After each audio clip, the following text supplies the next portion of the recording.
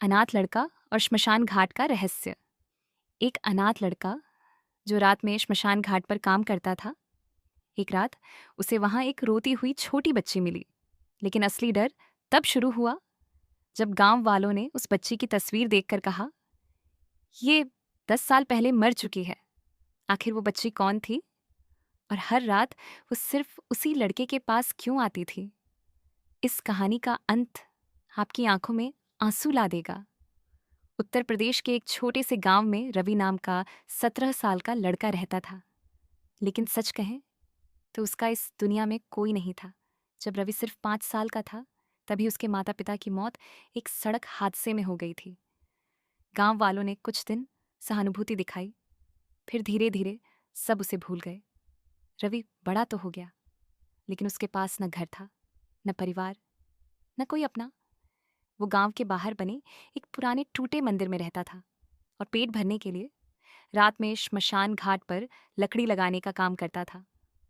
गांव वाले कहते थे, उस श्मशान घाट में रात को अजीब आवाजें आती हैं। कई लोगों ने वहां सफेद साया देखा है। लेकिन रवि को इन बातों से फर्क नहीं पड़ता था, क्योंकि उसे डर से ज्यादा भूख लगती थी। एक रात बहुत तेज बारिश हो रही थी। चारों तरफ अंधेरा था। रवि एक अधजली चिता के पास बैठा था। तभी उसे किसी छोटी बच्ची के रोने की आवाज सुनाई दी। भैया!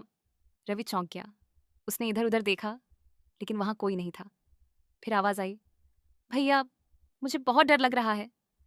अब रवि के हाथ कांपने लगे। उसने डरते हुए पीछे देखा और वहां एक 8 से 9 साल की छोटी लड़की खड़ी थी। सफेद कपड़े, गीले बाल और आंखों में आंसू। रवि ने पूछा, तुम इतनी रात को यहाँ क्या कर रही हो? लड़की धीरे से बोली, मुझे घर जाना है, लेकिन मुझे रास्ता याद नहीं।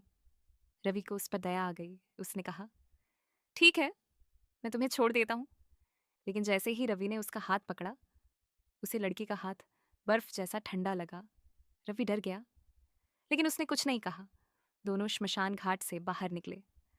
रास्ते में लड़की सिर्फ एक ही बात बार बार बोल रही थी, भैया, आप मुझे छोड़कर तो नहीं जाओगे ना? रवि बोला, नहीं, कभी नहीं। क्योंकि शायद जिंदगी में पहली बार किसी ने उसे अपना समझा था। कुछ देर बाद लड़की अचानक एक पुराने बंद घर के सामने रुक गई। उसने कांपती उंगली से घर की तरफ इशारा किया।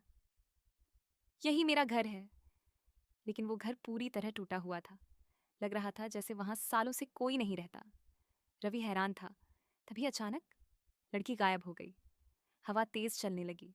दरवाजा अपने आप खुल गया और अंदर से एक पुरानी फोटो उड़कर रवि के पैरों में आ गिरी। रवि ने फोटो उठाई और फोटो देखकर उसके पैरों तले जमीन खिसक गई। फोटो में वही छोटी लड़की थी। अगली सुबह रवि वो फोटो लेकर गांव पहुंचा। उसने एक बूढ़े आदमी को फोटो दिखाई। फोटो देखते ही बूढ़े आदमी के हाथ कांपने लगे। वो डरते हुए बोला, ये ये गुड़िया है? रवि ने पूछा, आप जानते हो इसे? बूढ़ा आदमी बोला, 10 साल पहले इसकी मौत हो गई थी। रवि का दिल जोर जोर से धड़कने लगा। उसने पूछा, कैसे? बूढ़े आदमी की आंखों में आंसू आ गए। उस रात गांव में आग लगी थी। सब अपनी जान बचाने भाग गए, लेकिन कोई उस छोटी बच्ची को बचाने वापस नहीं गया। वो घर के अंदर ही जलकर मर गई। उस रात रवि फिर श्मशान घाट गया, लेकिन इस बार उसे डर नहीं लग रहा था, क्योंकि अब वो जानना चाहता था, आखिर वो बच्ची सिर्फ उसी के पास क्यों आती है। आधी रात हुई और फिर वही आवाज़ आई, भैया।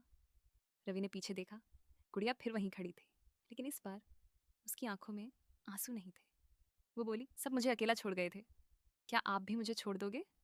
रवि की आंखें भर आईं, क्योंकि ये शब्द उसकी अपनी जिंदगी जैसे लग रहे थे।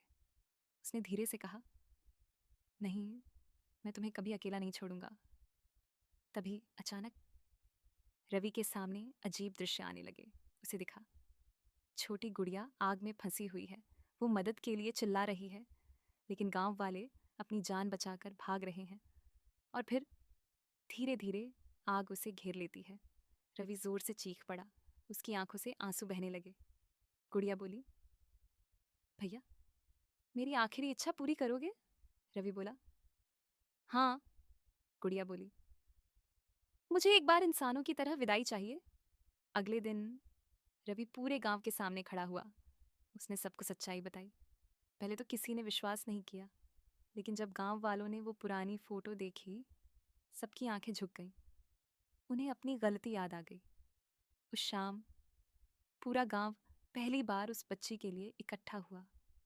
श्मशान घाट पर उसकी आत्मा की शांति के लिए पूजा हुई। रवि ने अपने हाथों से उसकी चिता सजाई और रोते हुए बोला, अब तुम अकेली नहीं हो। तभी अचानक तेज हवा चली और श्मशान घाट में सफेद रोशनी फैल गई। गुड़िया मुस्कुराती हुई दिखाई दी और धीरे धीरे आसमान में गायब हो गई। उस दिन के बाद रवि ने श्मशान घाट का काम छोड़ दिया। गांव वालों ने उसे अपनाया, क्योंकि उन्हें एहसास हो चुका था, जिस लड़के को वो अकेला समझते थे, असल में वही सबसे बड़ा इंसान था। और रवि हर साल उस छोटी बच्ची की याद में अनाथ बच्चों को खाना खिलाता था। दुनिया में सबसे बड़ा दर्द अकेलापन होता है, और सबसे बड़ी इंसानियत किसी अकेले इंसान का साथ देना